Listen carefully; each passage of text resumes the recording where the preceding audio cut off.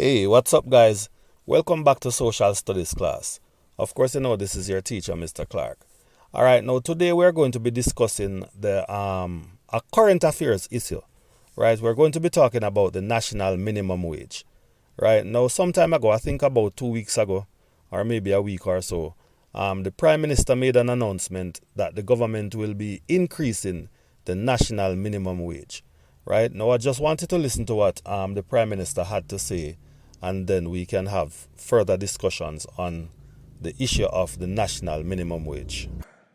Effective the 1st of June, the national minimum wage will increase from 13,000 per 40-hour week to 15,000, representing a 15% increase. We had also signaled last year that we intended to do away with this business of having different minimum wages for our industrial security guards and everyone else. The minimum wage for the industrial security guard will move from 14 per week to 15,000 per week, and this will take effect from June 1, 2024. All right, guys. So you heard the Prime Minister.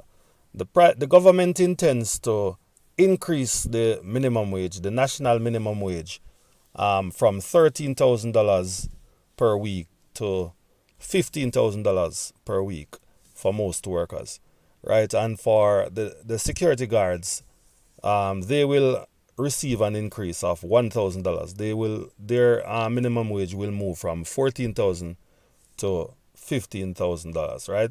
So what the government is trying to do essentially is basically trying to ensure that everybody that receives a minimum wage is on the same scale, right? So there is no disparity between security guards and other workers, right? So everybody will basically receive the same minimum wage. So once you're on that level, you receive $15,000, right? So the minimum wage has increased here in Jamaica, right?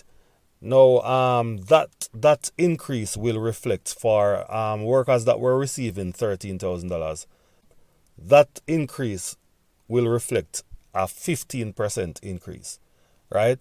Now, I'm sure a lot of persons out there do not understand fully what we mean by minimum wage, right? So I'm just going to go through a few things here, right? First of all, what is the minimum wage? The minimum wage is the lowest amount of payment that any worker should receive, right? The lowest amount of payment that any worker should receive. What that means is that for those workers that are basically at the bottom of the scale, for those workers who do certain jobs, like for example, you work at a gas station, you're a janitor, and so on and so forth, you would receive minimum wage, right? So what the minimum wage is basically set by the government. So what the government is saying is that nobody should get under $15,000 right now, right? So previously it was $13,000 per week. So the government has increased that to $15,000 per week, right? So no employer should pay their worker less than $15,000 per week. So that is basically $60,000 per month, right? So that is the basic pay that any worker should get in Jamaica. So that is what the minimum wage is. So once the government sets the minimum wage, it means that no employer, should pay their worker lower than that. They can pay them more, but they cannot pay them less than $15,000 per week, right? So that is basically what the minimum wage is. So the minimum wage, as we said before, it has increased from $13,000 per week to $15,000 per week, and from $14,000 per week for security guards to $15,000 per week. Now, basically, what are the benefits of increasing the minimum wage? It means that productivity will increase, right? Because naturally, when workers get more money, when workers see an increase in their wages, they are more inclined to work harder than they were working before, right? So an increase in the minimum wage is likely to show an increase in productivity. It will also support economic mobility. What that means is that people will now be able to afford certain things that they could not have afforded before. You understand? So because you're getting more money now, naturally your status would have improved slightly, right? So you can now afford certain things that you could not afford before, right? And naturally, there will be a reduction in poverty, right? So the poverty level will be less, right? So people are earning more now. So this will have an impact on the poverty level in the country, right? So we will see a reduction in poverty. Um, the problem, though, is that a large percentage of the workers who receive minimum wage does not work for the government, right? Majority of the persons that are getting these low wages basically work for the private sector. So the government hardly pays anybody minimum wage, right? Most persons who work for the government, they receive a reasonable salary, right? A livable wage, so to speak. So the minimum wage workers are those persons who usually work for the private sector. So what is the problem? Let me break it down for you. So let us say that Mr. Brown has 6 workers in this case, right? 5 of his workers receive minimum wage. Previously, before the Prime Minister would have announced that the minimum wage will be increased. And by the way, this increase will take effect on the 1st of June, as you heard, right? So Mr. Brown usually pays his workers $13,000, right? So in total, his 5 workers would receive, he would have to pay out a bill of $65,000 to his 5 workers. That's 13 times 5, right? Let us say that Mr. Brown had a supervisor as well, who he paid $20,000 to. So in total, Mr. Brown's pay bill would basically amount to $85,000 per week, right? So $13,000 for each minimum wage worker, 13 times 5, $65,000, and $20,000 for his supervisor. So when Mr. Brown does his calculation on a weekly basis, Mr. Brown would be paying out $85,000 in wages to his workers, right?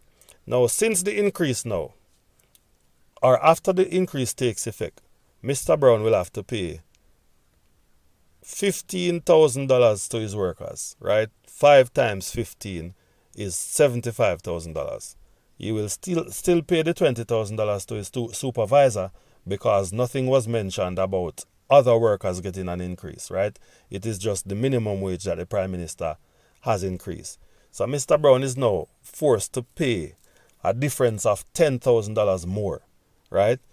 Remember, the minimum wage is set by the government, but basically employers have to honor what the government has set out, right? So Mr. Brown is now finding that he has to pay $10,000 more for probably the same amount of work that, to the same amount of workers then that he once paid $65,000 to, right?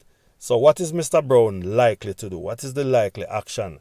If Mr. Brown may feel that he's, forced in a corner and he's basically now going to have to find additional money to pay his workers.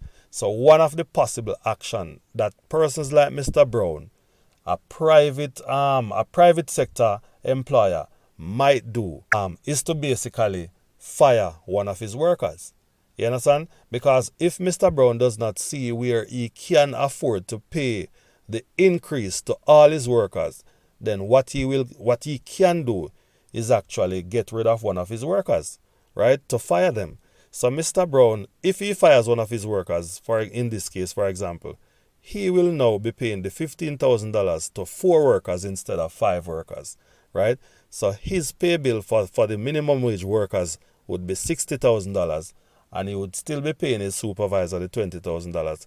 So his pay bill has actually reduced from $85,000 to $80,000 now. If he gets rid of one of his workers, right? So basically, an increase in the minimum wage can create problems for employers, right? So, and two of the biggest problems is that, one, it may lead to unemployment, because if private sector workers feel that they are forced to pay their workers more, they will, cut their staff, and once they cut their staff, it will then mean that the workers that are left will have added responsibilities, because they will have to take on the work of the person that was once there.